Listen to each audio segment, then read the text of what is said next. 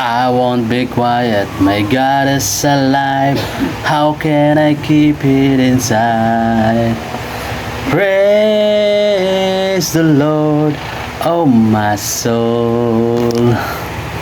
Ayan. Good evening. Ayan. So, ito yung verse natin ngayon, no?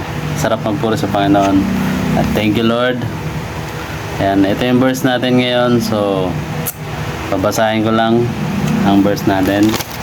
Verse of the day. Ayan. Sabi dito sa scriptures, Matthew 6:33. So, siguro sa napapanood na ito, nakakapanood na ito, may idea kayo o may alam na kayo. So, babasahin ko lang. Sabi dito, but seek ye first the kingdom of God and His righteousness, and all these things shall be added unto you. Ayan, King James Version yun. No? Sabi dito, but seek ye first. So, ano ba yung una natin? Diba?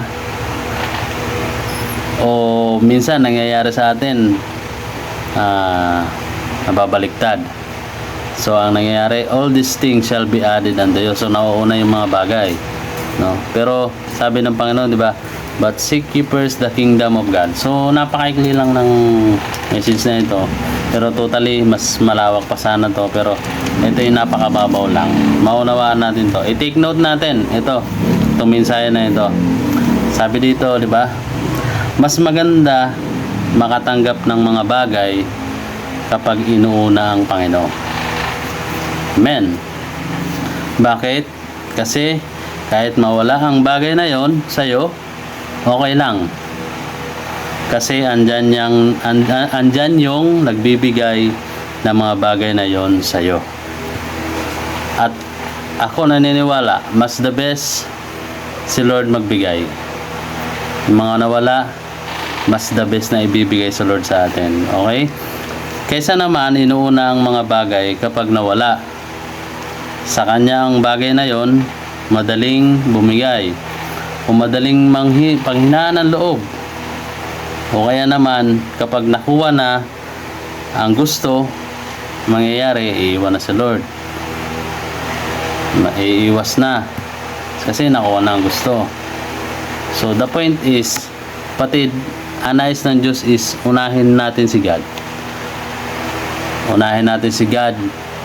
Yung nagbibigay, yung talaga ng bagay na yun sa atin. Yung nagpapasaya sa atin. No, kapatid, unahin dapat natin si Lord. So, paano natin mauna si Lord? So, pagkagising sa umaga, cellphone agad ang hawak. So, mali, di ba? Dapat, yung prayer muna. So, as a Christian, di ba, dapat maging devoted tayo sa prayer. So, kapag pagising sa umaga, ako kahit minsan nagkakamali din talaga ako na pagising sa umaga, nasa cellphone agad yung hawak, di ba? So, ang sabi pa dito sa scriptures is to but seek, kumbaga seek pa lang, umaga pa lang, pinupush mo na yung sarili mo, hanapin ang Panginoon. Di ba? Sabi niya, unahin first nga, di ba? Hindi pwedeng pangalawa. First. So, pagkagising sa umaga, prayer, ayan, same time, tapos ng devotion. Kaya meron tayong ganito, meron tayong, itong na-share ko sa inyo is, ito yung devotion ko, no? At nais kong ibahagi sa inyo, hindi po ako para magpa-impress sa inyo o magpasikat dito sa video na ito. Ang nais ko lang is maibahagi ko kung ano yung ginawa sa akin ng Panginoon. Maibahagi ko kung ano yung natutunan ko rin sa Panginoon. No? Ito ang kalooban ng Panginoon.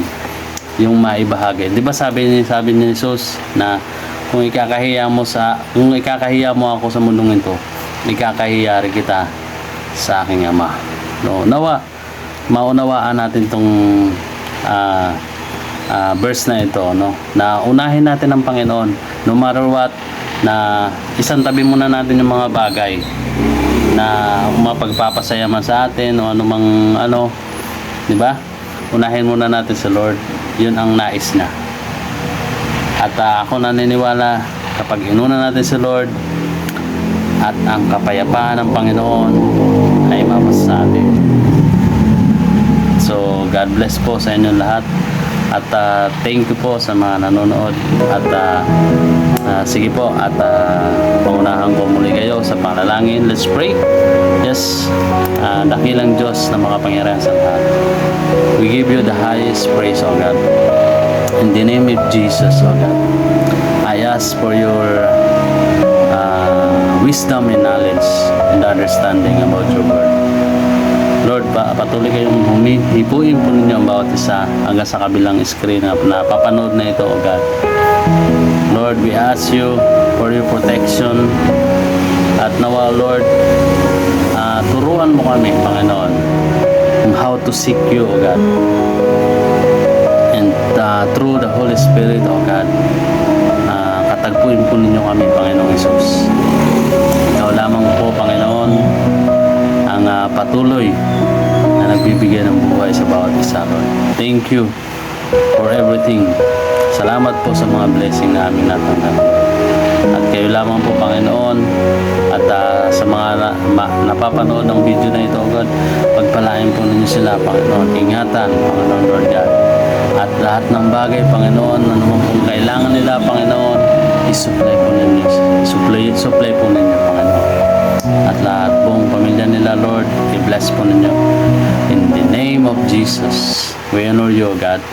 Sa pangalan ng Panginoong Hesus, Amen, Amen. God bless po. Ayan, God bless po.